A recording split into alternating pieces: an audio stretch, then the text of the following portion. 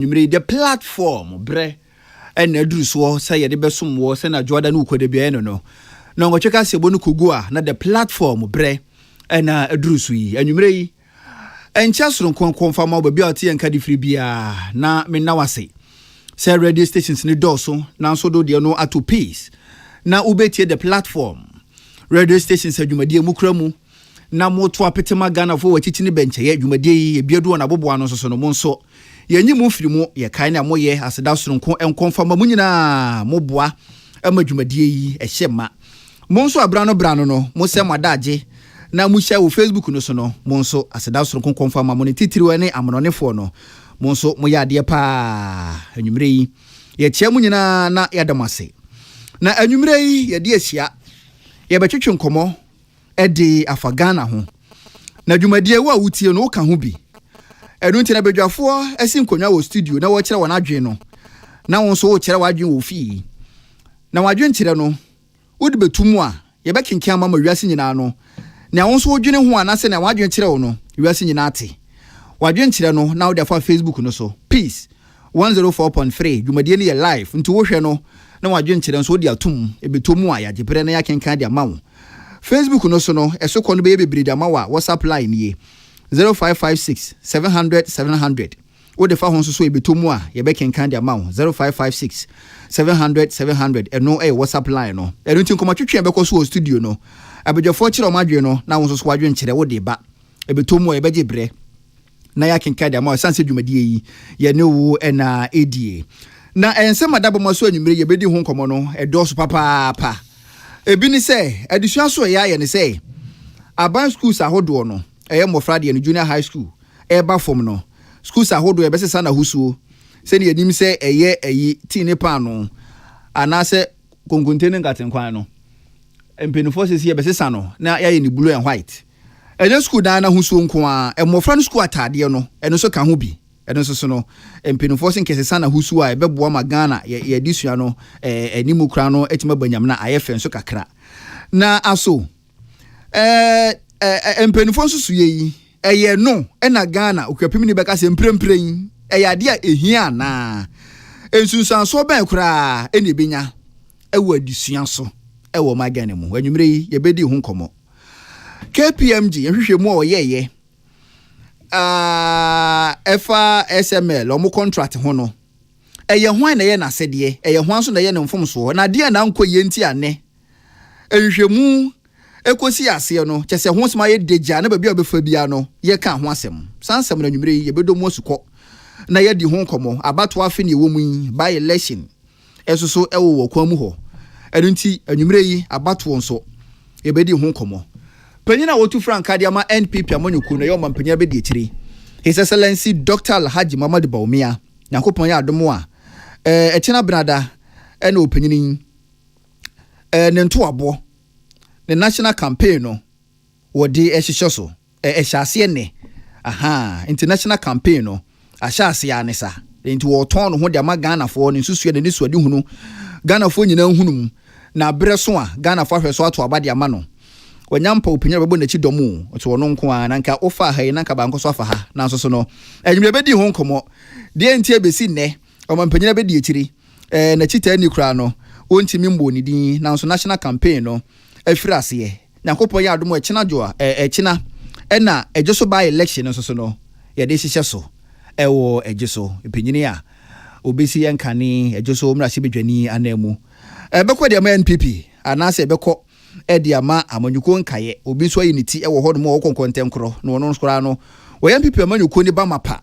nanso no so wogina se kontenkro nyinyina no anwumre yi ye bedi hu nkomo we ni ensema hodo a egu boma so bako enum anwumre yi ne amanyofo mpenifo owura besma bobi aite wo ye titinani ayawa so west wo gon no obegya ndi samanyuko na mu no wakasa wal Muhammad enso kasa de ma NPP amanyuko ni mpenifo ebesi nkunya ebreso na omotenase a ensemu yi ye bedi hu nkomo na ye di hu abubu na wadwe nkire wo no WhatsApp line media tudwa enya sanso na da fa Facebook no se betomo ya gibre na ya kenka de mawo se na dwade bia no ye ni serial caller se di esia NPP anamusini baako na NDC anamusini so baako ye no modi esia na ye bisa won se die enti no susu se empenfo tu Frank Ademo wa monyuku ahodo no ye nto aba emfa emomo ye ni owura Mustafa obegina NPP amanyoko ni di mu na wakasa Bright enso ewo abusuo kan Bright abusuo kan ono so begina NDC amanyoko ni di mu na wakasa na mpenfo tu franka e de ama NPP ene NPP NDC no omabo mu ho dewuro omaton wo mu na yebisa won se edi enti ena Ghana fo ento aba enfama NPP ene ne franka tuni anase NDC ene ne franka tuni the cardinal nana ya Kesseh watenase ebetwe ho aba ye ba enkomotwetwe ebifrase e wo the platform esompenfo ye bo na nwumire dwumadi ye de aba besom wo Patricia Sefafisha Elizabeth Jean Samuel Apia Prince Bafo Samuel Heriminka Mansadat mesomeka ho bi nyina ye bo na nwumire the platform ye de e ba besom ye betwe ho bataw ye ba enkomotwetwe ebifrase high peace 104.3 ye twe ho aba sisia.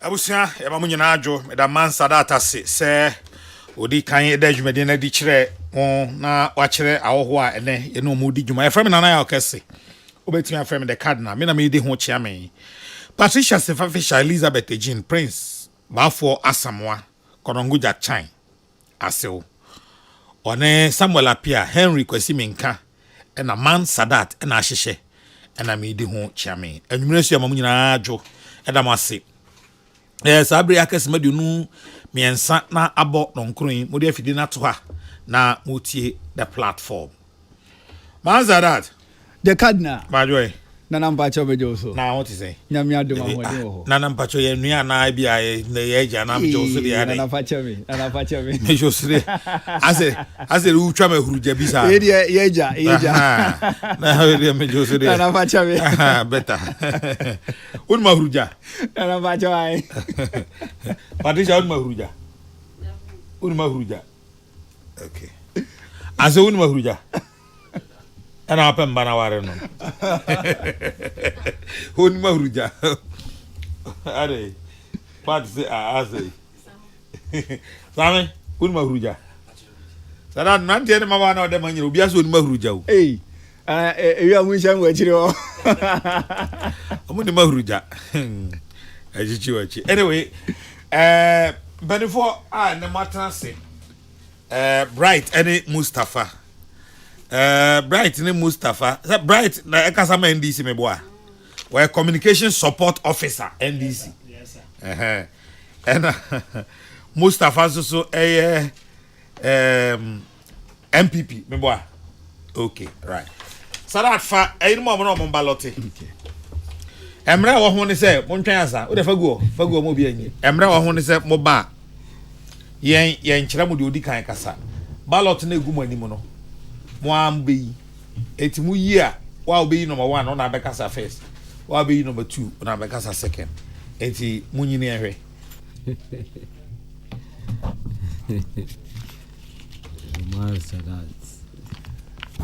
Bright who is saying but me number 2 Bright who is number 2 but you are ana Mustafa number 1 where you number 1 hey Sadat what say I was na mahupa what was that trend no every week bia every number 1 you number 1 Hey, meaning saying. Yami aduma we are winning. Good, Sadat, in the next 10 minutes, Maminti one Bright and Mustafa. Okay. Bright and Mustafa, Mesa Mama Kwabim. Okay. Okay. All right. Mustafa na number 1. And you know who meet him Okay. Wo ton wamanyuku ene wo franka tuni. Edi enti ena Ghana for ento aba e fama mpanyina wotu franka edi ama NPP amanyuku no. Nya meshasi medenchia Kesseh bema Peace FM Media Group no. Mechia omo titiri omo boss. Ose kwa mi despite any host na ya Kesseh. Yankupon shiramu debia etie adwuma mobo o mai no. Yankupon tamuchi. Amen. And secondly, so mechia His Excellency Nana Adudanko Akufo-Addo. Okay, Ora Mustafa, ni na no ebe call 5 minutes no mutina wa hye no. Any His Excellency Dr. Alhaji Mahmoud Bawumia. Yempenifo nyina ya chia omo enwumre yi. Metese obo me boss din ono so ba Mohammed Awal Yankupon shirano. Denta ubusa say what is the reason of voting for His Excellency Dr. Alhaji Mahmoud Bawumia? Ushua Dr. Alhaji Mahmoud Bawumia since our bar politics in the credibility any ejuma oboma or mine as vice president or bo ejuma. First of all, ne nim dia any vision or the bar politics no abua or mine pa because the metre say first Ushwe promises are way ya wadisu. Number 1, okase oba obema each and every constituency ambulance watimi adisu. Ghana card o promises say odi ebe call outside sisi awadisu. Number 3 so Ushwe ejuma way ya as vice president. Meka say ni credibility no ewo high. Misre etiefo metwi no de ye fi asantima mu ache enti wo mo fanche ye wo ya wo asantima mu ba ye ba akra no twi ni nyina ayira enti ye be pa wo mo che say wo mo fanche ye ba ye di be famu sa as vice president uhwe ojuma wo ye ya ni promises are make no uhwe at the moment electricity uti udamwa ubetimi atua wo ECG without any problem and aju 2 o'clock or when o mada ho na say o credit sa ubetimi ato mobile money interoperability o ka say oba obetimi aye former president edi $1.4 million ekoye under his regime. His Excellency Dr. Mahmoud Bawumia baye no what the $4 billion NAA was save almost $1 billion amagana. The credibility no any ejuma wa ya amagana no. Economy. Number 4, Uhwe as vice president ni boss Nana Adudanko Akufo-Addo was man who say koye say and I say koye ejuma mamia oba or the clean sheet never. No any corruption in it. And so yen seti commission say yenko investigating as senior yenko investigating former president. Enti Uhwe ejuma Dr. Mahmoud Bawumia beye as vice president na media mi wajidi say ye the Ghana shene ni some as president or the beko echiri or the Ghana beko to the promised land. Enti ekwanya ye befa yensu Ghana for beto papai asa yes ye nyina ye hu sene 190 eni ebua wode ma Ghana for a media mi wajidi say ye the Ghana shene sama obetimi aye bibipa ama Ghana yemfa politics no ensi nche na yenhwe papa no ne nantie eni obua wode ma nipa enkaboma wode aba Ghana politics mu Uhwe both Muslim, Christians, every religion woni omo nanti woni omo didi e wo chance ba komu obia ye ne papa obia ye ne nana enti media mihwe ni nanti na I hope say ye the Ghana share Dr. Mahmoud Bawumia nsama Ghana ye beko ye nim ye benya ade a ye pa ye ninda sompo enti ubisam first question say papa no denti na ento abamana de metimi akafa no hono no. Okay. Mustafa mo wakasayi na ansana mami no wunwi ansa. Let me say follow up questions.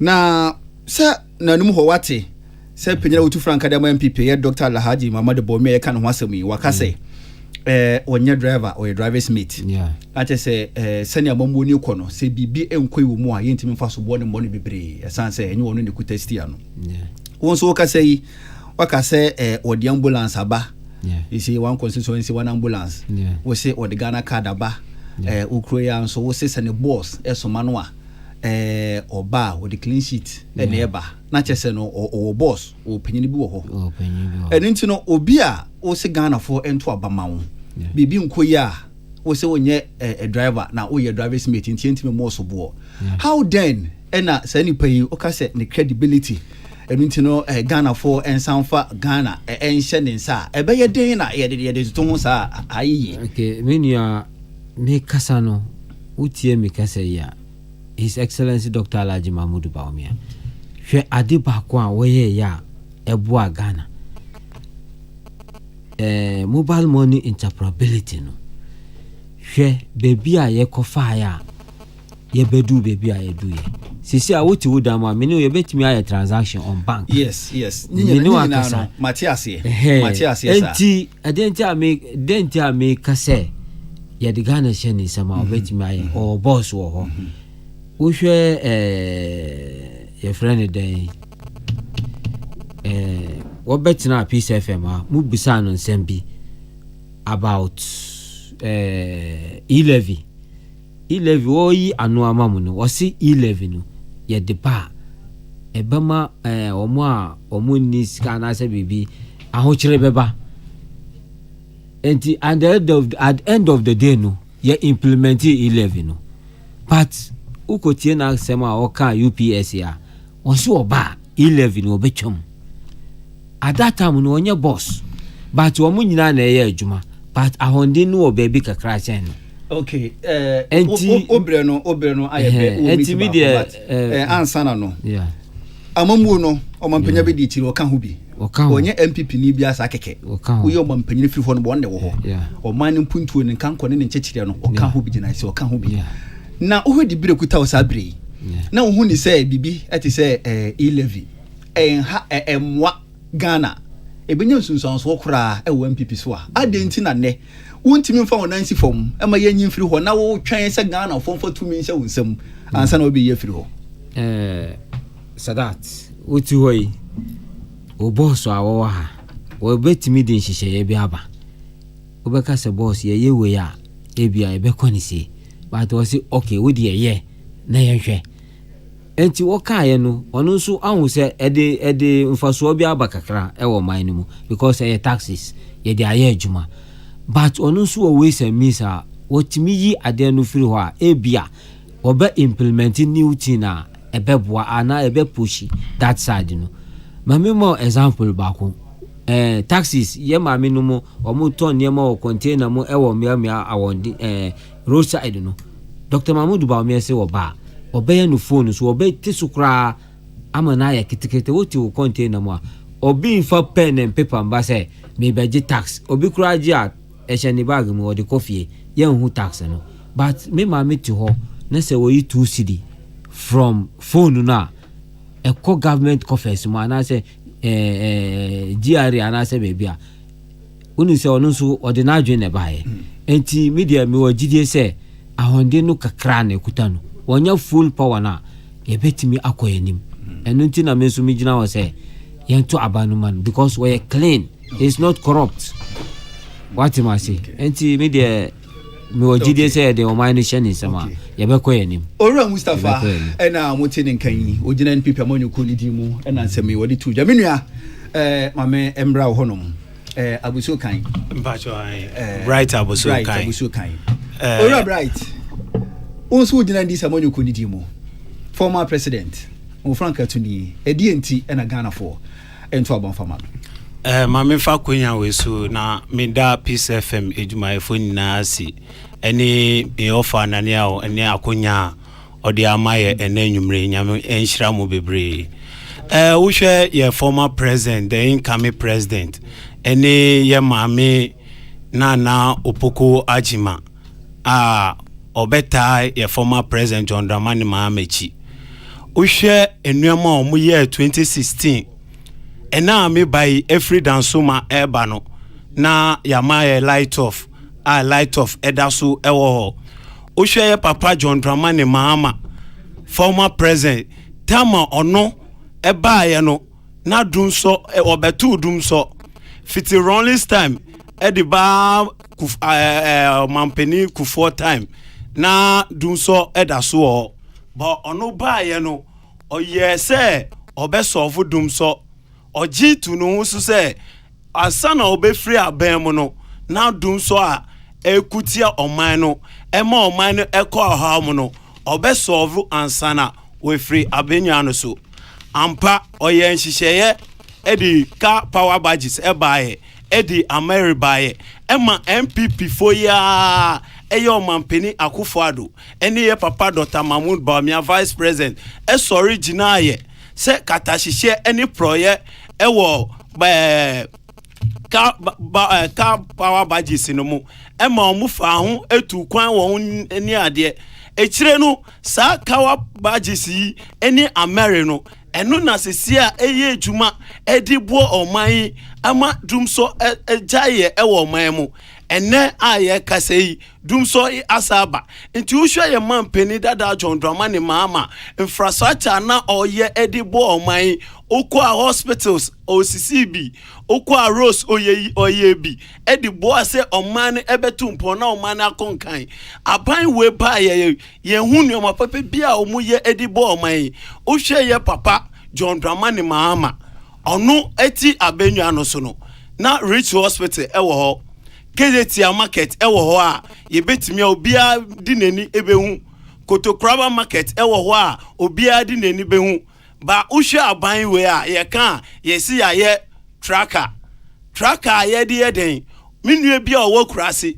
ɔbɛyɛ den adownload na wahu nneɛma a aban we ayɛ obiara ntimi hu nti wohwɛ nneɛma a ɔmampeni dada John Dramani Mahama yɛ a ɛyɛ ade a Ghana ni biara de n'ani hu ɛwɔ ɔman we mu sɛ wabɔ ɔman no a ɔpɛ mputuo ɛde ama ɔman we wohwɛ across Ghana na yi blocks a yɛ papa John Dramani Mahama ɛne yɛ mami Nana Opoko Ajima ɔmo yɛ a across Ghana na ɔmo sisi yi blocks ɛde ma Ghana for sɛ yɛn school nkɔla no ombenya school dan papa mu atina ombenya kunya papa so atina ama ombetimi asua ade ama ombuso no omabo oman no ama oman na tompon aban we baaye nuoma ensen fatankwa na oye ska obusia aban we boye ayehu de ode aye edi abo oman no enti uhwa ye papa John Dramani Mahama enti na odu ba bia Ghana fo edi ne bo edi command say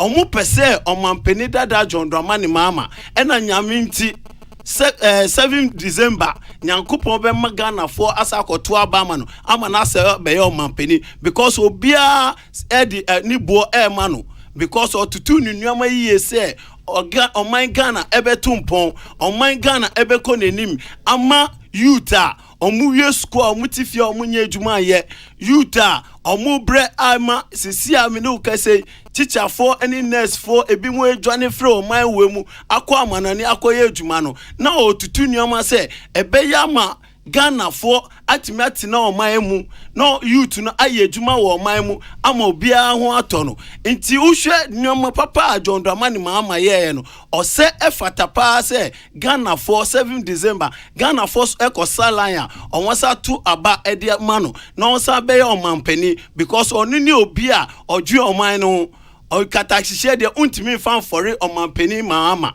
uhwe aban we baaye katahyehyɛ edukru aban we aye kan na ono nkasa akokre ni nipa afiri ho no enya ade a ye mampani dada John Dramani Mahama ebe suso saa nuama no so nti benua ni de eyese yesa to aba ema ye papa John Dramani Mahama eni ye mami Nana Opoko Ajima na adwuma papa owo nhyehyɛ ye papa owo edi mo man Ghana eni ye youth na sisi a ye bre ewo man we mu no ye ntimi nye adwuma wo man we mu enye bright abesu kan endi samonyo ko di mu ena opanini wo kasa no na ora bright wo kasa no wakasa e de afadum so no ho say former president bra na dumso na no ye de no car power plant by or the beso ano wabo schools e-blocks enso edin seven previous aban bi aba wo yikwan aban bi aba wo si school it's a wo bre so na se dumso aba na waso daye say ye de car power plant by bitima bo ma dumso no ano aba foma na se yetu ase a yensusu ye pa na ekwan ani school a wo ken aban bia wo yikwan aban bia so ba se ne sitie bia no obesi school enti den na ususu se wo hu adwetwam enti a ebi nsi Ghana denti a yemfa oman no enhye former president se biem wabada na oka katasese ho asem ho ne de mempese mekọ no mokese ye hu bi aban we nso de no ye hu bi enti den na ususu se eye bibia ye adwetwam wo niam a obobo ye hu nti a eye adwetwam nti a ye nto aba former president biem wabada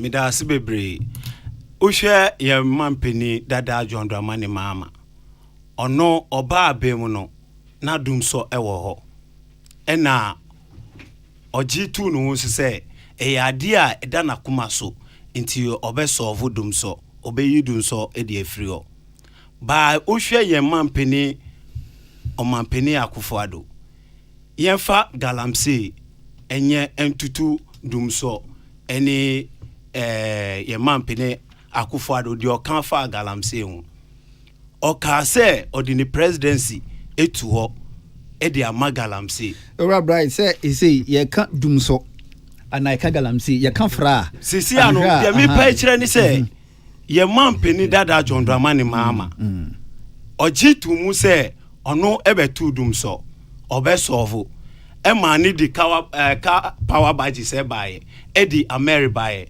nyankopon ya adum no obefiri aban mu 2016 no oyidum so efiri ho e ma dum so esolve ye enti obia ntimi nka se na ye mampeni dada John Dramani wo so no na dum so e wo man we mu na dum so eni ho former president o korona dum so etu na dum so etu 2016 na dum so eni o man we mu 2016 na dum so ni Ghana na dum so eni Ghana because of nyama ye mampeni dada John Dramani mama ye ade a ka power badge si ya odi baaye any America odi baaye e ma ni solve dum so efri o man we mu 2016 eko 2017 no na dum so eni Ghana ha ye na ye ti o man we mu bi na enim se ye mampeni dada hand over e di ama o mampeni Akufo-Addo na dum so eni ho ye mampeni dada e solve dum so obi biara obeka se John Dramani mama former president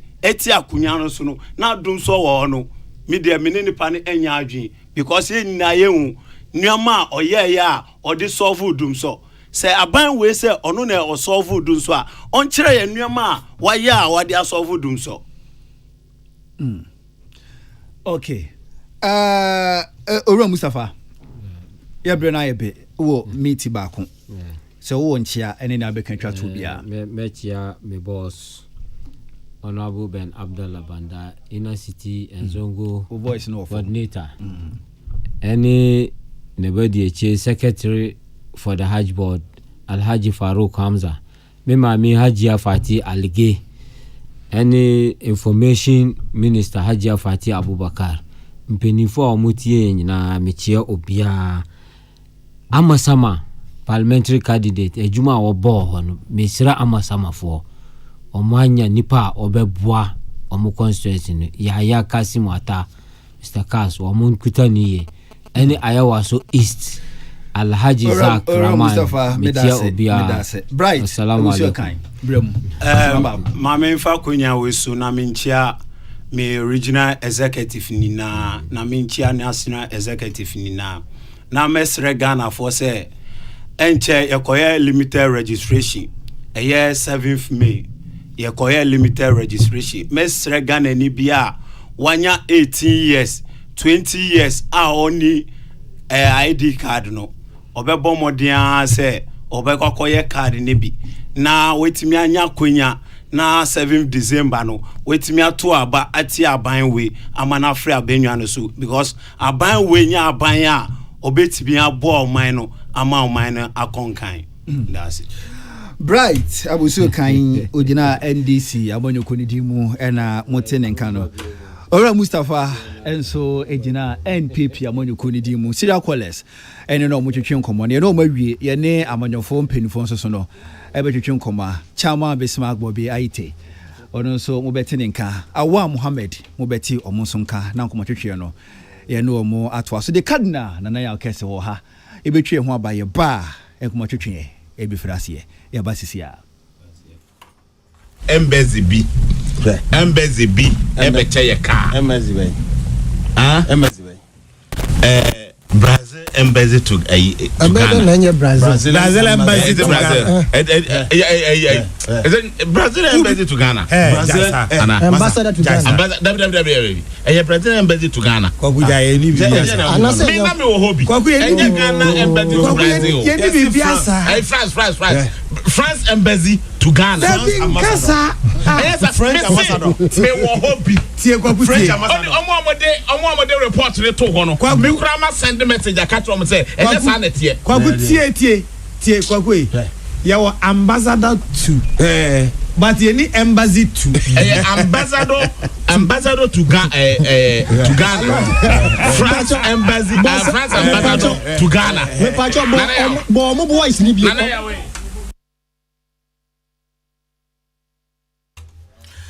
Sarat me da se ona ne Sira College na twetwe nkomo sabre no nkro apa ho sima besma ka bobia ite wa ha sei AK 24-hour walk gusu de ndende ena Awal Mohammed a otosusu eye minua le boy me former brother Awal me former brother mano na fumi mo fa nche mano na fumi onya minua me former brother. So we as a signature tune. There here. Former brother. There we. Say first now you mean ya. Say so mo mutie nyina say omunum say there we. So usuba na akọ former. Say ade. Say aminu pa ne your friend say chairman na say ade eminu ondo me won kro otimi frame no obisa me say me ho te sen. Is that the chairman yeminu? Chairman o yem bra wate? Meti asiafa. Aha, o de o yem bra. Asuma si de. Na o de say mintimi nja o. O de me wa. Debi me ne wa. Na mpam jo mo ho ye de. O nyame adom. E de radiase. Enyama e wo mi table so anwumre ye ka ho asem. 1 2 3 4 5. Ejeso by election. Baumia campaign ya washa ase ne KPMG SML GRA and education ministry school dining school enema omo ye ene honsem awal me pesa me no free ase anwumre me ba cho the next 10 minutes minim ba bia opese o sha ase free issues that won nyina bia utimi e sha ase but before that Ghana nyina yenim se bia de eno ane club na onom so a onom no responsibly obi a onya mfie du nwotwe onom bi obi oba nso a oho adane na wafa afuru onom bi no ebi club beer Charlie anything enjoy the refreshing taste of club beer crafted for unique refreshment I'll say treasure no say ekoyo atase enjoy club beer today with your favorite meals. Make your food experience special with the smooth taste of club beer. Club beer, crisp and refreshing. Perfect for sharing with Charlies and pairing with your friends and your favorite meals. Beer dear and one club. Drink responsibly. Not for sales to people under 18 years and also not recommended for pregnant women. Club beer Charlie, beer dear and one club. Awal. Nana, medase. Maminchia. O bisa me menom club. Uso bisa me menom club. Sawati. Meti bibia. Maminchia tie for nyina na minchia chairman. Na menkasa medase pa for this opportunity. My boss Kofi Japan. Baby obi amechia no. Partner dana se nya partner anga me de ka me mfra mu. Me start here free Dr. Baumia campaign no we dey say tau na meye na maba school na the propaganda that goes around say see painting school ni nyina blue and white na masan ewie with ejiso by election since about second runner na dia kana matima chirichiri eti for the becha me kakra sansa manya cold inti ama me voice no asesa kakra Dr. Bamia started campaign ene na campaign no obeko all the 16 regions across the country na obeye campaign no na o started in the eastern region ene o started wa Krupon again in Akropon no o kan say obehia empanifo bebre Ghana for omo ewo your friend say market women mame for omo ye nyina no ye Kesseh no stakeholders students ka ho ene adwadefo ene omo ka ho nyina Dr. Baumia say region bia obeko bia no obehia omo enti okoye Akropon ohia asofo ene religious leaders nyina ene omo edi nkomo ema no ekire na nisuaduhu no normal obeye edi aboa oko otoasoko New Drabin South eho no okushia youth group any youth group no ekasai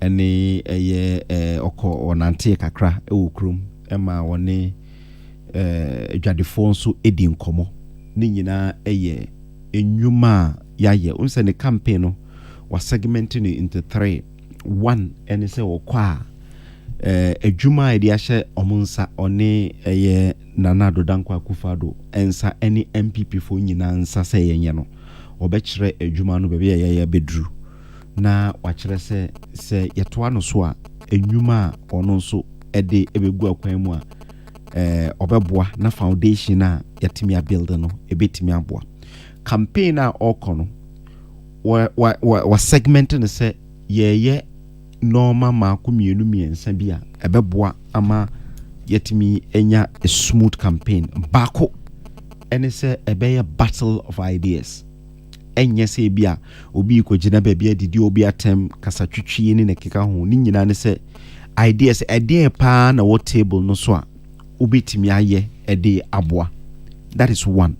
The second one ene se yebeye battle of records ede na yetimi aye as a political party and also very important yebebisa na yaka eno ntia meka se okwa obekire normal yayi ni nyina no enti battle of records na ye de aye vis-a-vis NDC for almost records are omo ede ne aba effective campaign eno ye ekwan a ebetimi afaso na ye ne Ghana for nyina no edi nkomo na omo hunwuma oba obetimi aye ene manage ho pa esanse ohwa ye Facebook live almost all guys are na media nina keka ho ema ade no ekoye kama. I will not be surprised ochena headlines ni nyina no obetike sanse me 6 o'clock news no almost obia eka ho asem eno kire say ampa Ghana for edono Ghana for epenasem Ghana for feel say omo pe di obeka no na omo eti inti Dr. Baumia started from Eastern obeko all the 16 regions.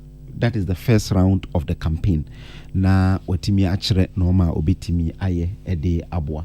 Ene enyu sembe brea okan ye wohia students okan kwan ya ebetimi afaso afa nipa be 1 million na ya train omo in IT ene software development sa ebetimi aboa ama mabunu na nya adwuma because the fourth industrial revolution. Again ohwe nyuma asese ya asese grade nipa be kram pese ye besi dwakra because se dwa wanhwe ya na wanya even obi anje market ne sanse nipa bebre eton online from their own homes ne keka ho so eno eboa ama bibia timi akoso so ade a Dr. Baumia aka ho asema ono so e feel say ebeboa ama Ghana for yetimi enya a better governance compared to say the former President Mahama ba ade ba kwa okan ya okan kira asofo na manage ho pa ne se so ono no otu abama na obeye accountable otu abama na ubetimi ehia na bisa ne se meto abama a ono ka se obeye 1 2 3 4 adinti na wanye because or say ono no obi anim say 8 years 8 years no obetimi akọ first 4 years na akọ second 4 years in the first 4 years in ene oba ebeka tro say otomamia me make sure say Ghana in energy no you be 2000 megawatts of solar and wind within my first 4 years. So this is what I will do. Say when Timmy anya or Timmy Saba or Hobium Ebe Catcher say Tuabana Mami Biomesan say dear me beka enemy Timmy ye way man Timmy anya to Tuamis one of my Timmy. But former President Mahama ene ofano na Otuabana mani ya or ko honeymoon esan say onwaka say first year crown on to akatuam. So untimi enchene baby am bisani bibia the only thing they say bia obeka so bia no political party samba onu kra de hia na ne so be president and ntina ma okọ baby na obi ka say ya no so aka say meye yi dan say yabonwura e kan say na yi no ne na himfie ase atete apansam into Dr. Baumi Amwano ba kama sisi wakojina ho say wakate so de say obesi ahimfie foforo e de amawo so the opposite of the nyina and a war just to get the votes open accountability. Dr. Baumia will be accountable to the people of this country than former President Mahama because on 8 years former President Mahama 4 years within 4 years on bawenim embesra set to abama ni bio enti no so obetimi. So I believe that Dr. Baumia stand the chance to abama na ebetimi aboa on a just by elections because NDC4 is true. Omunim say omu records a omu beye eho ejuso no one hwe ya na obi abeka say a precursor of 2024 elections. So the NDC or candidate our beko 2024 elections there, but almost omu nko by elections in biom. Ye nim baby omu de omu echita ama there, but minim say ejuso for ebeto abano ama lawyer Kwabena Boateng esanse wabo adwuma watena ho over time almost all his time life what ho or a second vice chairperson owura duomi on na contest mina adwuma da I remember in 2016 okofa a settler community ayo ho nyina no ebihia okro ba akoso okurase ema ene omukodi nkomo ewie no were able to even some of the police stations are young we crowd. So he's somebody I have worked with. Why Ejuma for 12 years as an MP. Ejuma Wayeno, when he got opportunity to be the deputy minister, onya opportunity at the projects we bring echo nukrum. And untinama ujina swakaso my kwan way. Tamana oye highway engineer no. One time be graveling cry in any of the roads. But obey MP. The party gave him opportunity to be who he is. So party no ebetimi ama lawyer Kwabena Boateng the same opportunity for him to be able to do it. As I say, or say on kind party biom. It is we MPP ni na wutie mi na wo ejuswa. The best person to vote for lawyer Kwabena Boateng. As I say, oyobia baby also ni jina no ehona ewose ni ba ejina osum constituency no for a longer time. What he all his life. MPP Emma gave me opportunity to be able to do the way, you know. Lawyer Kwabena Boateng so ba MPP be man the opportunity for him to continue doing what he will do. Last one on a schools, you know. And I call 1 minute.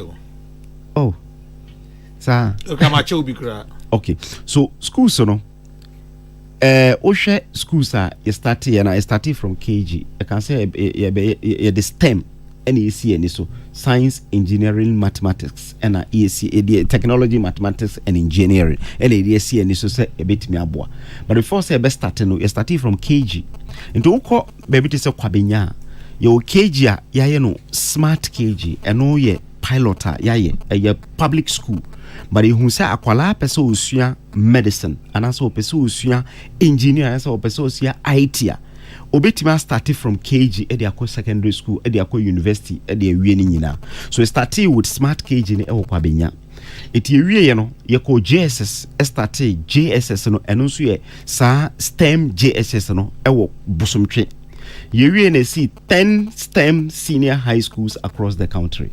10 STEM no ohwa baako esi wager e won kran ha ya eno eye senior high school a eno nso ye STEM senior high school na schools na e kan say ye STEM junior high school no eye school a ebetimi afa nipa 1000 for instance okwa be te say mahame na schools a mahame nyina no e wo ho na DALA ni na keka ho na ye pese ye kan nyina bom na e de kosi faako ne afra ni STEM senior high school ebetimi afa nipa 1000 nipa 1000 your science lab your physics chemistry biology lab e wo school on that time in church monti mayen cobra say chairman me di wi eti owia na so owie JHS na or course secondary school na opese oye STEM opese oye science engineering technology and mathematics a obetimi akọ school na e wa akorodie no unse e ho na ebem mahame enti obetimi akọdie wa akorodie ya wie a student e wo mu a omo eye eno so complete school a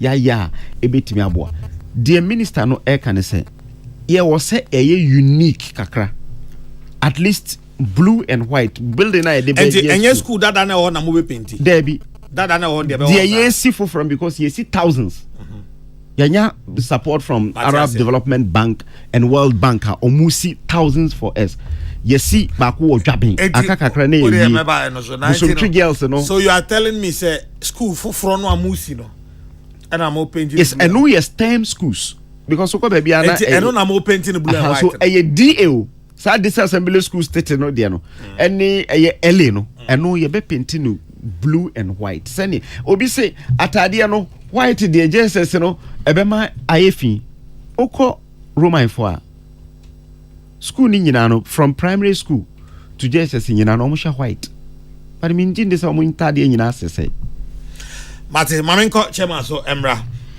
jubre me Mrs Charity ku no mommy na ho ye de me mo adwo mete won ka che me so me hye ho me guso kakra me ne agi se mate won ka nwumre enti ana wa che ada ama me why chairman Nala. Any man go ho in the next 10 minutes mami me chia obi na ma chia wona wo tie ne me party mpanyefo we dey me the 15 minutes be ye me the 5 minutes be ye bibi kakra na ma concentrating on the strategic mobilization Ghana Limited minia awa me chia awa membu no ho e formula any yade yo yamanyo sem na e formula. And then said Dr. Baumia, after I said John Dramani Mahama, the incoming president, wakoye listening tour with Ghana for a univice and the manifesto a bans and our kickstart the national campaign. Bamudi and the answer most in the traffic akra. Who ni manifesto, who ni vice, who see national campaign. Now what TSM?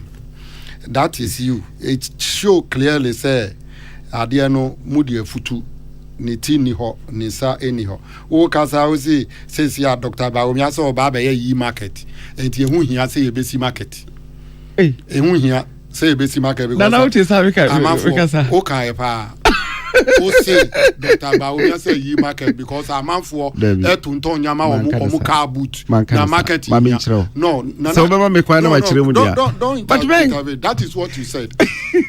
No, but chairman, just be fair to him. O say ono so neti ho. No, waka. No, enti. No, I can give you the time to play all what he said. No, we cannot do that. Unim say a live program here. Enti no, the ono kan na o kan. On neti won chain no. Enti also wan kan say man clarify. Waka. Me say, you be training 1 million Ghanaians in IT and software development. And I say, you call the fourth industrial revolution. Ama sisi no. Enkrofo kra no ebi o ho a usi market kra to ho a obi o ho a he will not even use it because enkrofo bebre eton normal from one na who defending no and why endorse wa ma no bin kan say obi si na ye use wa enti dey me that say na enti Dr. Baomi ade oni bi papa bia the oye no 2014-16 banning nyina ye trauma no akogina no we blue no se wanya A+ ye di amembo ma no no na ye hu bia ye hu ye di share ni zanso no bia one nam no ontimi nyi device ɔno a oni campaign message ɛna wɔatie sim nti yɛma no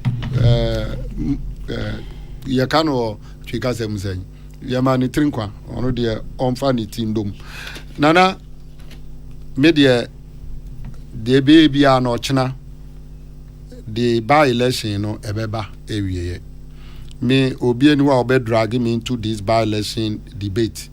The most important thing is wɔn contest no election no bɛyɛ fair no bia bɛ contest no lose a wate aseɛ sɛ wakɔ contest ɛna we lose at the end of the day no ɛyɛ NPP seat dada it is wɔn san win a it add nothing to MDC yɛ fortune nti ɛno deɛ yɛma wɔn contest no nyinaa trinkwa nyame ɛnka wɔn ho nana.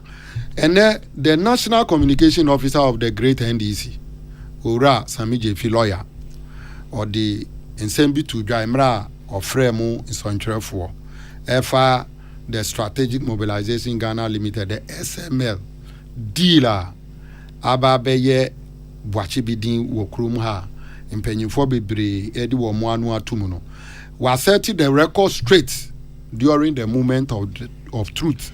Emre Tomre sono yeshia nsonkyerɛfoɔ ɛne wɔn ɛkasa no na ɔde nsɛm bebree to dwa na mɛbɔ na pɔso kakra na yehu dream ɛne bɔne a Nana Addo Dankwa Akufo-Addo aban yi ɛne Ghana Revenue Service or Ghana Revenue Authority wɔn de di ɔman yi nana SML ɛyɛ company a February 14 he established a company.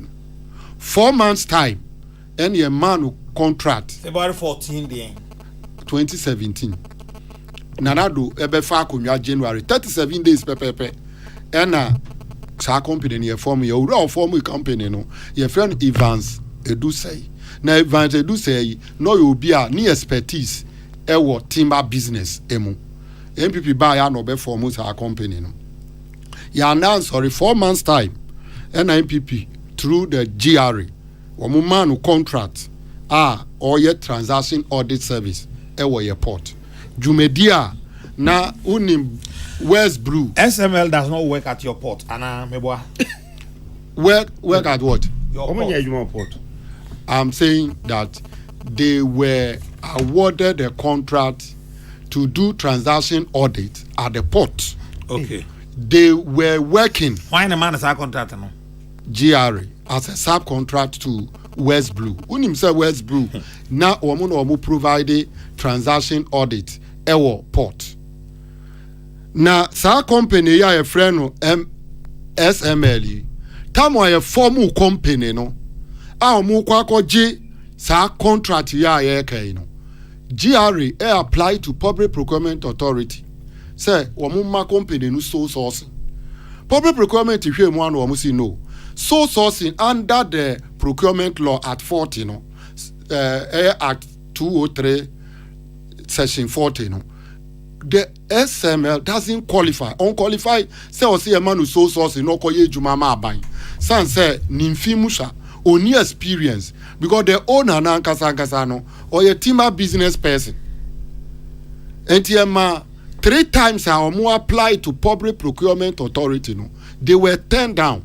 Public Procurement that sole sourcing authority yenemu a free port and sama another contract na this time there amanoni for kra ade de ba oman no na custom division won hihye bia nana unya kra de na osi efri UK na eba na osi ade ne 10,000 untimi change invoice no because port for no custom for mechanism a omudi verify the price enu so na custom management system a no omoye na omusa ma omu contract relating to the same thing na custom in fact enu crew antimi and go through PPA for sole sourcing. Secondly, downstream Praetorium yenuanu omu kra fango di bo meyimu ebi kukoyen fuel stations are yet. And also, the contract ama the same person. So on your transaction audit assurance. nana udwina de no ho a unti ase say one company formed by one person only edu say onu no ye chief executive of the company and the sole shareholder of the company. Sole shareholder. Yes. Onu company na any dia. Onu share say wo company no 10,000 cedis stated capital na onu kwa investment. Ebinsi wo man muda. Emre etomre so no because of West Blue for ejuma omu ya wo mu di SMA ko fa ho no echire no unana ya wo man yi mu MPP aban wo mu saki West Blue ena ye chese wonko na SML embefa nana the most important thing I was say hu ni say sa contract no cook something that they cook it Italian mafias and a tenase and a year in she say contract we die ye beji na disikaba ni edi san say ora Christian Soti or your chartered accountant or ka ICA who me a member mi di ya wo ne ho pa u papa we u no advise GRE as a technical advisor it is obi for mu company 3 months no di ba be yes a dream here at least at his age mi suspect say obenya otime bia momeyi na so papa yi wanya tima momeyi wo mu ye ya company no nya contract pe and no resign ye onim difficulty I am with discussions I na yabobo nipa bebere din no ya na me challenge ne say one nipa no oni ha enti ye kan de ote ya wanti ebi so na de ye kan nye sa pepepe netie onu so ni right say oni kwan a ode be yi ni ho ano wa ha enti ya na me prefer say ka asem no ka asem na da ho no o de ka na name calling yi film kakra okay because I ka say papa we nanka me ka say obenya tema magana ne ade you are delving into the persona of the person. Yeah, something I'm not too comfortable because with. unim or you be a minimum no regardless what regulate ICA before regardless what set standard so how should he violate it the fact say does not mean it is a violation. Nana would they stay on track? Nana made us free. The me part say after I said GR violating all the public procurement law and making this contract illegal and the business that they are doing very illegal. This man I mentioned to you, Mr. Soti, or resign here or joining sa illegal company no as a managing director. Is the company illegal? Because the contract they are doing is illegal contract. It did not receive the approval from public procurement authority, and it's not supposed to be so sourcing. Are you saying that because company be enya so sourcing and no money illegal na? Who apply for so sourcing? Ni anfa money the contract no ma unkwa. Ya mano public procurement approval no. E was so more advertising. Na obi o wonim dia was after no. Apply. You are missing two things here. I'm not contesting issues now, reason. My only issue is say that's the fact that company no enya PPA approval no make it illegal company. Yes, because you apply for approval because you know you need approval. If the approval is not granted, but how can you tell me say company President Kufuor buy kunya so 37 days? You said 37 days. Yes, right. Yes, and or register or register. Yeah, at Registrar General. To be a legal company. Yes. Or duly registered. Duly registered. And how can a company duly registered be termed illegal at the same time? Illegality, the business that is doing currently, the services is providing. You can talk about what he does. What me I can say, Jumana or any illegal. I say, but to say it's a company now, what I will say? No, I'm talking to you illegal business, and he joined the company to do the illegal business. That is the point I'm making. Nana, that is the point I'm making. Says Yamini say Nana, sa company we according to KPMG and Nana Dodanko Ekufuado ni release our dia maye no. Say company no partially they are illegal because they have not been given the authority to do the business. They partially executed the contract and they were paid over 1 2.61 billion Ghana cedi. There is no company in this country, private company, within 4 years, obetimia make some underhand dealings. It was our contract with him. And no yeka say Nanado Dankwa Kufuado. Unpublished KPMG report, an entire report. Na Ghana phone in kind near Hoodie wom. Secondly, so Jitum say omo anye omo ejuma ye, or Jitum say public procurement. Ama omu the sole sourcing license or approve idea. The company business they are doing is non-starter. And as a president and a lawyer, that company should not be encouraged to continue the illegality. I don't teach you. As a chin in your comment, yes. Minty say. No chin in your queer, minty. Until the Americans. Obro for about the just obro for now. Nana. Entino me stress. Senanado Nakasa Jia to Muse, company ne Juma edition almost or one yet. Secondly, Nanado Ajia to Muse, company no PPA amana approve idea.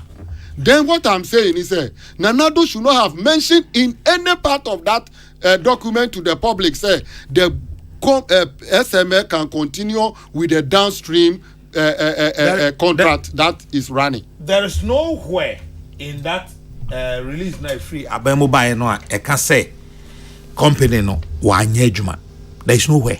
I said according to Nanado and KPMG, the contract was partially executed. Wanye juma no, and according to even KPMG and Nanado document or the buy no, say company SML no ye kasano womuju media omudi ye no anye according to the contract and anye what we call value for money need assessment whether the service they are going to provide is needed because MPA any customs ajia to say they have never used any data from SML say revenue has been enhanced. And if anything, they mention so mama omeyi anyaska over 2.45 billion. Now umaye nya 2.45 billion. Ni amount 1 billion 61 million. Nana contract ben na wo meyi mu a ubenya no fosa. Wahwe SML for no omo response to sanema we are okay because uhwe bibi te say near Okan Sikaya Okan, for instance, the company has contested, almost say Sikabia Edema Omono, GRA 31% at source. And it could not have been says Kana Mokano about Omohoni Naba, that's number one. Number two, on issue of number of letters Omunyaye culminating into Sikano Ubodi 2.45 billion. Almost say enye sanity, and they have said SMA for buy and KPMG for they gave them document to prove say ya juma ya yini which KPMG perhaps ye who full report nti ye ntimi nka say omo aye and SMA has said ya pese hu adwuma omo ye eni sika omo nyama omo Ghana no a ye nkɔhwe sika enam adwuma no omo ye enso no yetu akogu Ghana account my Bank of Ghana na yemfa eno nyemfa ton say adwuma no omo ye anase omo anye. Now in their statement they have also given us indication say omo maye no na fuel a yenyanie omo ba ye so de yenyanie eno so no just that the quantity no na KPMG report ene no etwe ho kakra but KPMG ne company nankasa so responsible de buy ni nyina akere say indeed SML buy no omuma yinya extra liters of fuel. Now industry players omo ye adwuma oil sector omo import omo kra di bo memu omo say the incremental SML ka ho asem no is about demand and supply. More fuel is needed in the country, so more is imported. And after so taxes a good fuel no so within the period, no, fuel price are cost through, and the revenue directly goes up. So you are saying that KPMG lied to us? KPMG may lie to you or not. We need to see the entire report. We need the entire report. And young one say, "Sa report here unya entire one here where Jinas or they cancel me." And no amuna KPMG can say, "Omo enya PPA approval." Ansa no mushi adwuma na sinti amo wagina so aka say company ye illegal any idea services they are providing is illegal. And I'm kind but say report Kroya Oka so many approval and almost started no. Report Chrono and Soka say with a change of new leadership in 2023, I'll say maybe all these were done without PPA approval. Following a change of leadership at GRA, the new leadership sought to regularize the contract with SML, and on 27 August 2020, PPA ratified the procurement process used to engage SML. Nana, National Petroleum Authority, they are the regulators of the downstream. According to them, Wamusi, they have never used any data. Data being what SML produce, it has gone to their system. Now, they have their own system, and that is what they are using till now. But when you say MP, any of the digital taxes, am I? Any of the digital taxes, and so but how they regulate what comes in. And so, if you are not the one collecting the taxes, what are you doing? They regulated the crab or mine. The edible minimum no regulated. That is the commodity that will give us the tax when it is sold. So if the commodity is right, the tax must be right. It is a tax required. That does not mean say commodity argument, will stand test of time by what the SML is saying. Nana, what we are saying is that KPMG report to Kenya. Wamusi SML ekachire wamusi. Yeah, can in your KPMG report when a president statement on. President, so Nanado to need any free KPMG. So the bottom line is KPMG report. And Nanado etu di opewum. KPMG report need Nanado kachire says ya ni chire say. KPMG say claim SML can say wamo ye investment into the sector. Utie wa mo ene ye de sika hyem ye ne ye Ghanaian company ye de sika hye aban adwuma mu asane ye nya de ye nya wo KPMG say they should provide document. So this cash business in more there must be document say that me invest. They cannot prove it. So where is the investment they are talking about? Nothing of that sort. KPMG Eka Kaya said they partially delivered on the contract. That one is understandable because Nanado also repeated the same thing. What we are saying is that the price verification services, custom division, what we are saying is that MPA, that transaction audit, in terms of liters that we get in this country. What we are saying is that the Nanado government should immediately terminate the contract. Because if the PPA doesn't give you approval, you have no right. The thing has been rectified. Okay, I want it. I said I did not ratify. The fact of the matter is there are other procurement breaches. Ebinumu da court is here. Ebinumu there were ratified, but they are still facing court. You have to be very respectful of law, the Public Procurement Law, the Public Financial Management Act. All these acts must be respected. So balance one, the other one you cannot run away with it. So then Nanado Dankwa Kufuado, as a lawyer that we know, must know that some of these things are very inimical to the progress of this country when it comes to the mobilization of revenue that we need for this country. Look, 1 billion nipa bako ya money company over 4 years. Shesika ye here dialysis center, Shesika ye here hospital baby ankwala nyanda. So the fact of the matter is say contract in bon. There should be independent. Parliament must come because Nanaya unim say uye state agency na uye ko ma contract ebe run beyond 1 year. Emrano Public Financial Management Act ni say ko parliament ne ko gi approval. Woman ko parliament. So what are you ratifying? It's non-starter. The ratification is non-starter. A backward thing just to ensure that this 1 billion will go into people's pockets. We are saying that they should publish their report and also prosecute the people who are involved in this thing. And a report that on trial will be, you are calling for prosecution. Prosecution trial will lead to prosecution. But you have not tried the person. You are calling for prosecution. How do you do that? What we are saying that you see, some more politicians, more yes, I near we are home. Actually, I'm discussing with court. Now say judge na catch will say, "Ebia weni went me and prove case. Ye judge ni panama. Hey, court no near. No, make assembly. Maybe I'll catch ya waha. Say your car assembly who asem. you can't say be one ye day. They are dancing. But I know a street talk. Who call a street talk? ABAJ. Yeah, work procurement breaches, financial management act breaches. It will set the basis for this. Young prima cronu way and cause how. Mate, Ken Oforiata wom, Nanado wom, the GRA boss, Amisha die. David, me. Obia court to be an cancer. Nyabotre.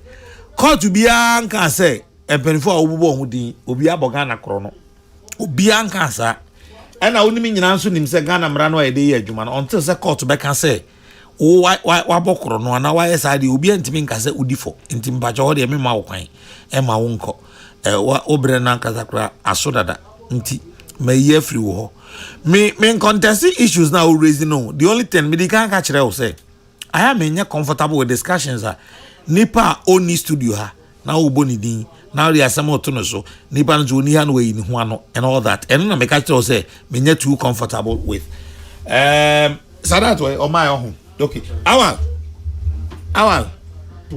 me pacho my mama be 3 minutes so we be kakra so kan na bako man so KPMG report no the entire buy and say Manase Azure awuni eye ho adwuma omo the report by that is 4th estate omo de buy no omo claim omo kan normal bebrea SML e kan say enye no kre in the first place omo kan say a 10-year contract in the amount it turned out that na enye 10 years na 5 years again omo kan say e was say anka pass through some procurement processes in the KPMG Emma e kan say no kre say e was say anka pass through some procurement process when you na buy no president e kan say KPMG enye independent audit omo ye independent audit no omo gi to mu say because in the first place the tie kra ne say adwuma na o say omo ye no ehu hia kra yes ye nya so mfa so bia mfa so amaso esan say anka MPA betimi aye ene draw my attention say MPA NG taxes in my GRA and also omo taxes now so ye ban downstream na omo ni real time data it is kind of anka eba GRA no ema because they don't have real time data actually say betimi attrack who say yenya this number of gallons and a buy it here was say etua skase edim and edima abai so mo buy no KPMG ejitu mu say ampa adwuma omo ye no mo ye adwuma omo ye ni so Ghana enya aso mfaso fortunately na ka say me ka say minu anu be ka say iskana enya ye no eno a na editu amuka krama ebroso but say bia sikana omo a ebo omodi ema enya ye no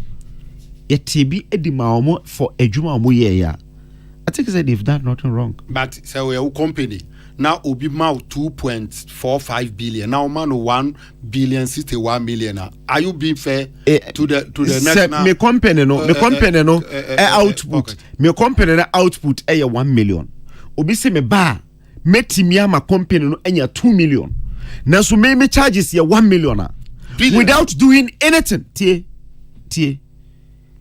before say omo beba no na sa 2.1 billion na emma kra beba demand surprise enu na MPA catch say they have done nothing MPA do not take taxes and die meba mumi eni nyina meba munya botre meba say me kan be free SML for response on the matter no on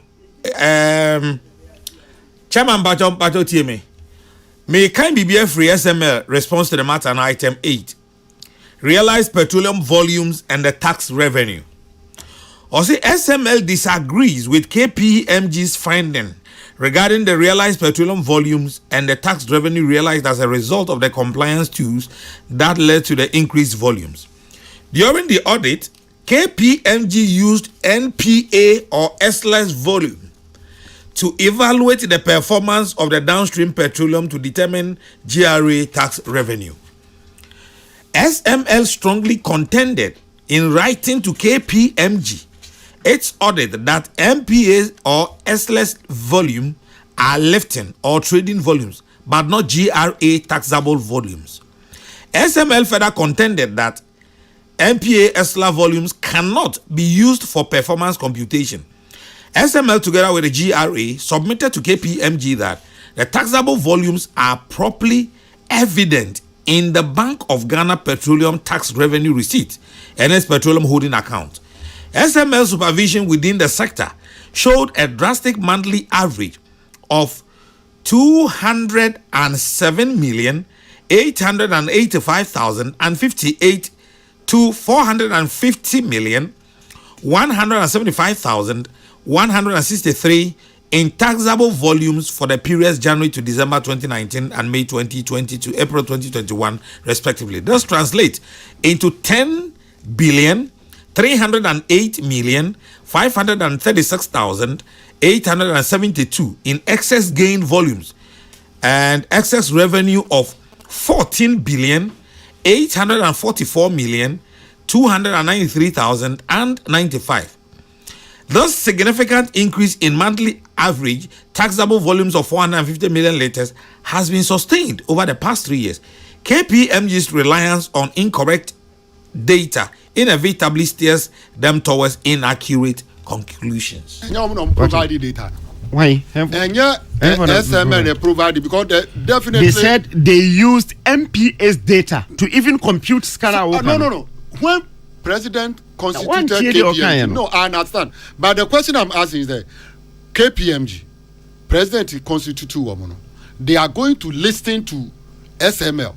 So what data? Not SML alone. No. Say so SML data ban or no? What provide the amount of one deviating? Utie asema catch on one thing. Or say as a KPMG deviating from the real data they provided. Yes, that's what they are telling you. And they are telling you that the revenue is more than this. They should bring the report. That's why we need the report. But SML doesn't have the report. You said? SML doesn't have the report. They have. Why? So why are they responding? If they don't have the they report, responded to what the president has said. Writing this. Sure. They have the report. Who commissioned? They will not have the report. Who commissioned this report? President. And to why the one who the former president also ma SML copy as an writing to the public, and that is the normal thing. And SML for response on the buy. They have told you say data now we the OEA original so 2.4 billion NMA Ghana no. Who you sue MPA ESLA volume, and that is not a taxable volume. So per taxable volumes no call Bank of Ghana neko share petroleum holding account no neko share sika eba ho. So and how is that a difficult thing to do? Nana, SML make this data available. This is a public institution. Or say Ochro KPMG, you want to tell them Ochro we want the report. We will compare with this response. Then we can establish the facts. Nana, the American say president say upstream ne de yinjai. Downstream no yehu say adwuma na omo ye no ehu hia. Even KPMG aka say adwuma ne de o ma ye adwuma. Enti eno no omo nto aso na omo nto a adwuma no so. Say na oka no. Just the scenario okra oka no. Say oti ho no. Only real time data. Say MPA be catch us say na yetimi aya. Then you use that volume to tax. When you be obetimi ama real time data. Was see me ma real time data na yemfa sa figures no kra nya adwuma za 2.1 no me o mi company na obi be catch me say de bia no me nya 100,000 no obi be catch me say umfa bibia nka ho I can still make sure that you get more than 100,000 me ma 100,000 account and I'll take 50%. I'll take I'll allow easy measure to because me ni me kwan obeti ma fast why They can't do this way. They can't do it. And no, DRA cannot do it.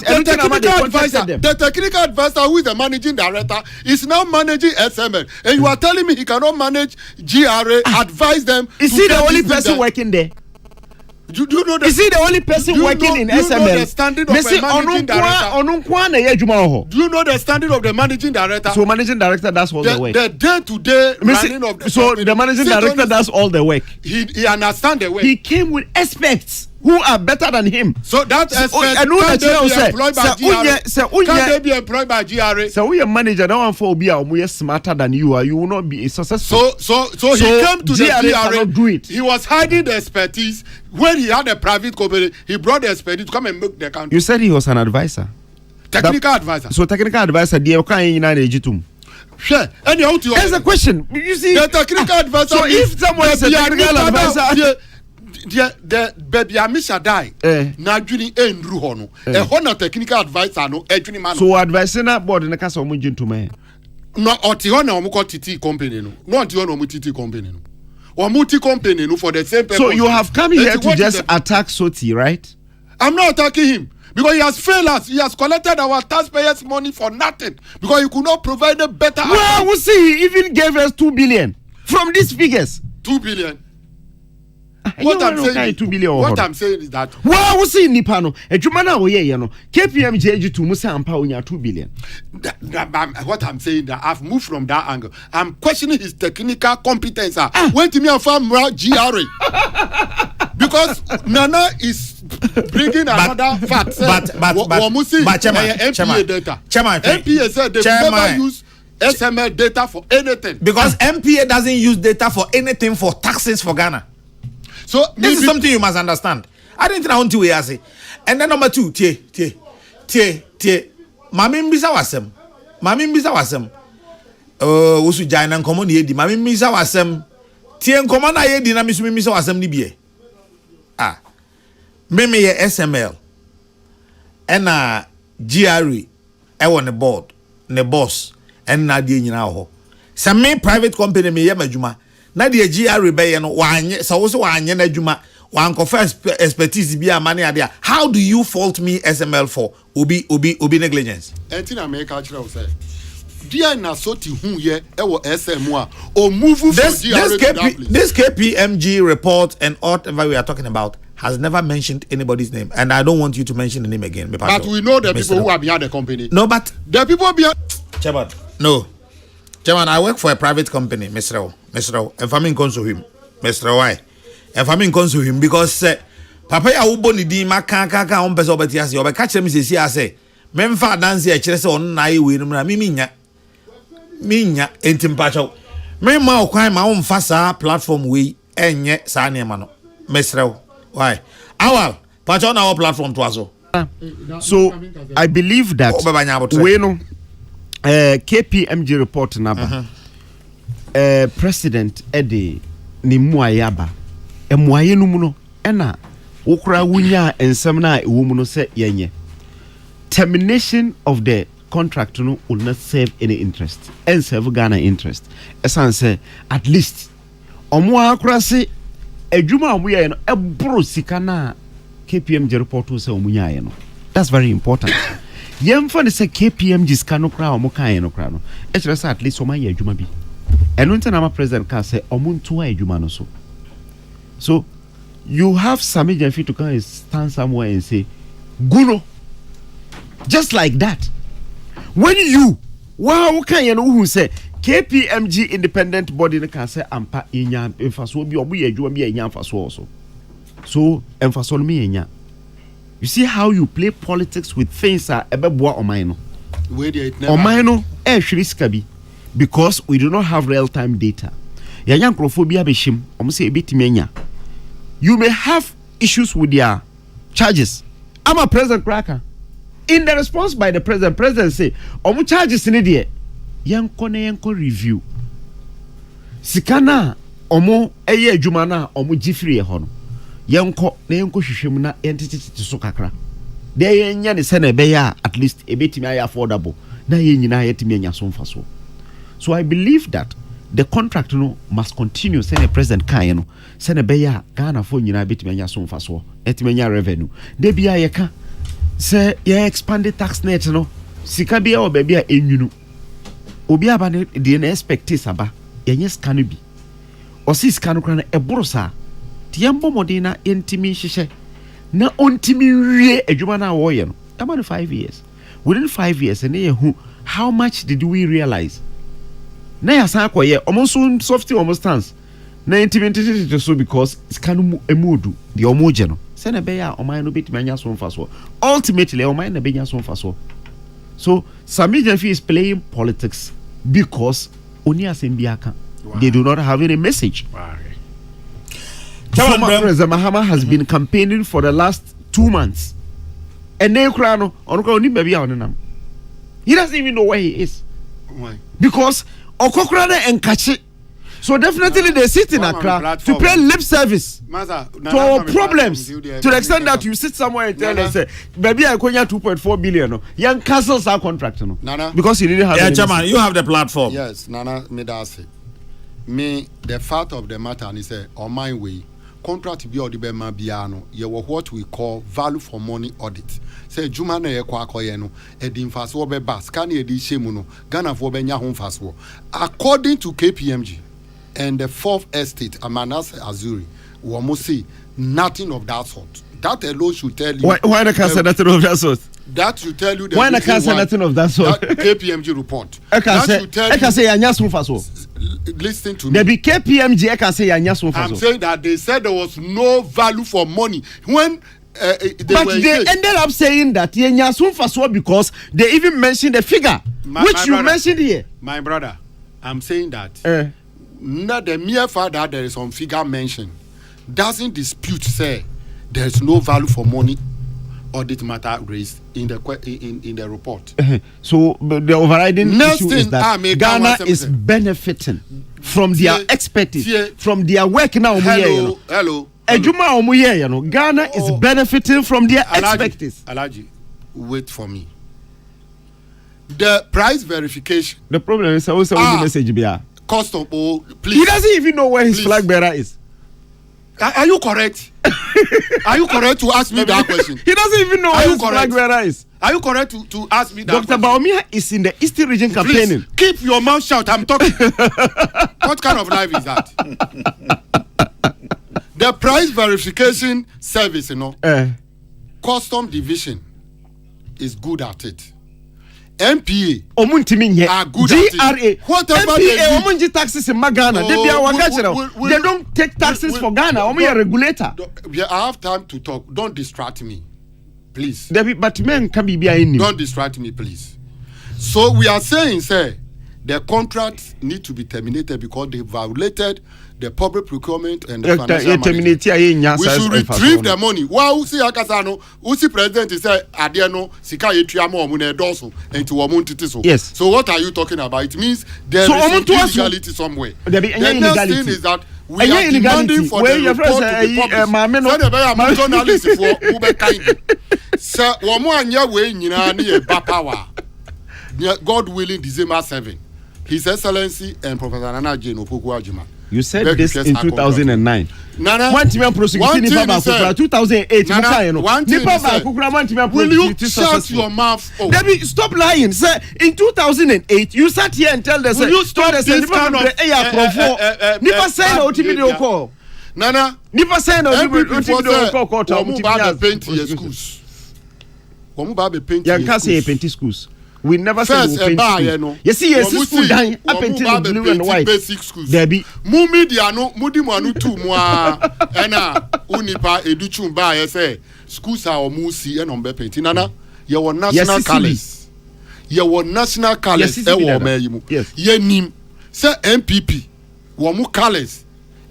So DA colors no your first MPP colors. White and blue. Ghana colors. Debut. Sir, your first tea bread. We don't have sir atadiana ye share DA. Debbie, this guy, what is that? DA colors no. Would you continue to me? I am saying that DA colors. I'm saying that current atadia ye share. DA Ghana for colors. Do not agree for MPP to paint any school building white and blue. We have national colors. They can combine any of our national colors. So, you said the yes no. Your national color no. The yes is the same no. Your national color. The yes is the same no. School D N L no. School. Wamunyidi. No muma Ghana for ya sumu na can call for way. And the Belgian independent now this nonsense they will play with this country. It's very nonsense to change our Chairman. You know it's also unfortunate for you to make that Debbie Jaisa Mfatao. Oya constituency chairman o enisa okasasa. Oya constituency chairman enisa uchuzu West biasa keke. Debbie ade no say how say can say how can say ni say but ultimate cautious, young Connie. Okay, this one is to remind you that you can enjoy your refreshing taste of club beer.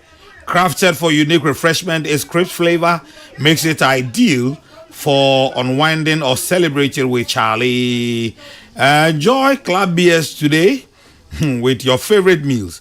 Make your food experience special with a smooth taste of club.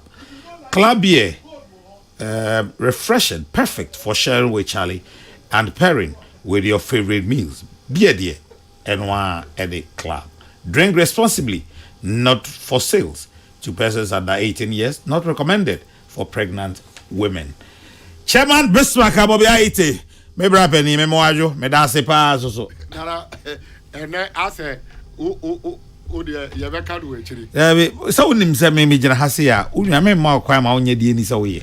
It is not about the color. It's about what? Men can colors. Mo kan so as in makan bi.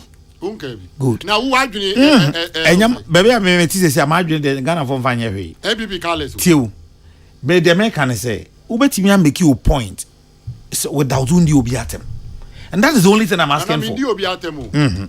Brofo na mo use you na me you free me nyina wa onim say nya brofo papa. Ah there me ka say me wa kan ho. We ka say me say mo wa kan me wa platform. Sorry. Ade asakoda. Chama ade asakoda. Koda why? Koda ade asakoda. Why? You say here. Why? Chairman Besaka Bobiaite. When this constituency chairman I was so West Wogon. Ena Awal Mohammed.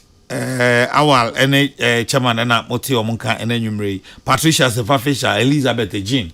Prince Bafo Asamwa, Konongu Jakchan, La Paz Shu. Asew. Henry Kwesi Minka. Samuel Apia ena Man Sadat. Omuna sheshe ena midi ho chiame. Eframe nana Kesseh. Obetimi aframe the cardinal. Nyame eya adomo a ye wona dasene. Sabonim se ukuada ebe made enti ye nye the platform enti ye woda dasene ene ebesi ahia e wo the platform so. Me the radio sum djam nyina me jachiri e de ama DJ Young Boy na onemo atoa so akwa akopem ebre a obeda na nsa no e de ama obi foforo DJ Young Boy ene ba besum.